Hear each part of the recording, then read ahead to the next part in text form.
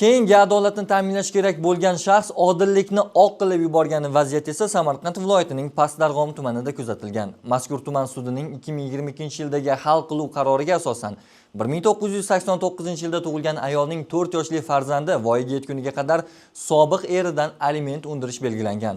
Ammo ota ushbu qarorni qayta ko'rib chiqish to'g'risida sudga murojaat qilgan.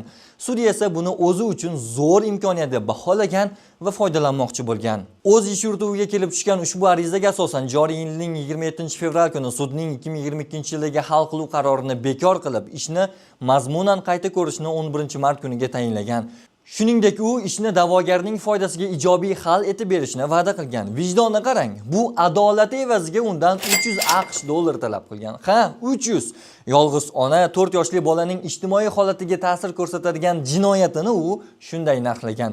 O'tkazilgan tezkor tadbirda Xotamtoy sudya ashyoviy dalillar bilan ushlangan. Ishlarim uchun Chasiradagi qo'llarda kukun qoldiqlari mavjud. Shimlarning o'ng tarafida ham kukun qoldiqlari mavjud.